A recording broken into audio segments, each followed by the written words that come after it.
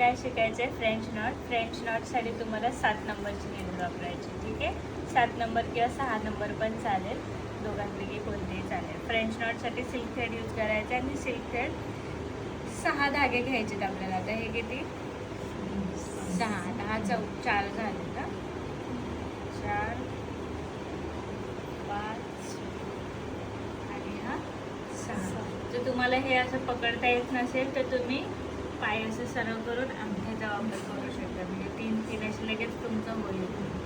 6 घ्यायच्या आधीच मी काय केलं, इकडे गाठ मारणे, म्हणजे 6च्या 6 धागे सुटणार नाही.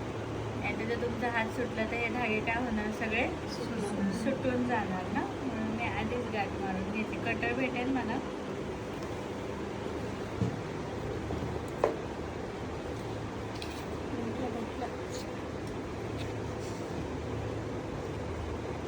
तर 4 जणी देतात.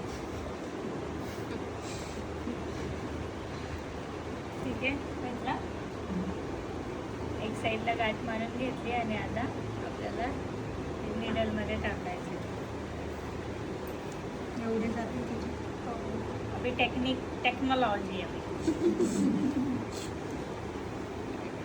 ओके, आता काय करायचं, हे इक्वल कट करायचं व्यवस्थित. पहिलं, त्यानंतर गम यूज करायचं.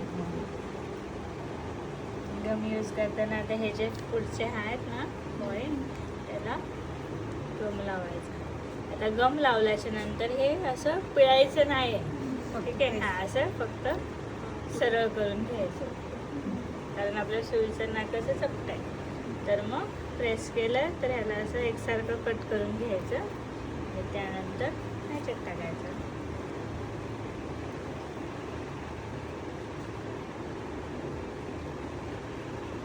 गेलं का, एकदम इझी आहे. आता हे किती झाले, 12 झाले. ओके, आता डायरेक्ट काय करणार आपण, इथं घेतलं आणि आपण काय करतो युजली अशी डायरेक्ट गाठ मारून टाकतो ना. पण आता हे धागे किती आहेत, 12 आहेत. तर मग आणि सिल्क थ्रेड आहे, सिल्क थ्रेड स्प्रेड असं एकसारखं आला पाहिजे. त्याच्यासाठी काय करायचं, इथून असं प्लेन करत यायचे आणि मग गाठ मारायची. एक सुद्धा धागा कमी जास्त झाला नाही पाहिजे. जर कमी जास्त झाला तर तुमचे फ्रेंच नॉट जे तुम्ही टाकतात त्याच्यामध्ये असं वरती एक सिंगल धागा दिसतो. ठीक आहे, आता तुमच्याकडे मी काय केले, 2-2 शेड दिलेत ना, त्या 2 शेडमध्ये तुम्हाला हा लोटस बनवायचा.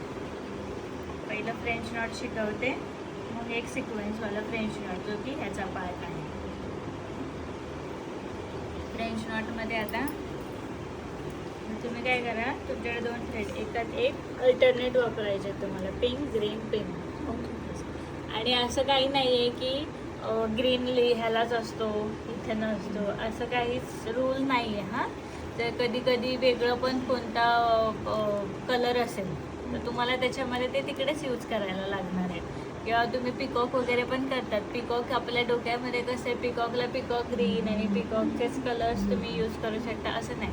तुम्हाला पिंक कलरच्या ब्लाऊजवरती पण पिकॉक करता आला पाहिजे. पिंकच्या शेडमध्ये जाणारेच शेड तुम्ही वापरू शकता. त्याच्यात तुम्ही तिकडे तो पिकॉक ग्रीन नाही वापरू शकत ना, ते त्यांच्या साडीमध्ये नसेल, आपण तो त्याच्यामध्ये यूज नाही करू शकत. त्याच्यामुळे असं नाही की मला माझ्या हात थ्रेडमध्ये मी नाही करणार, लोटस कसं दिसेल, असं काहीच डोक्यात ठेवू नका.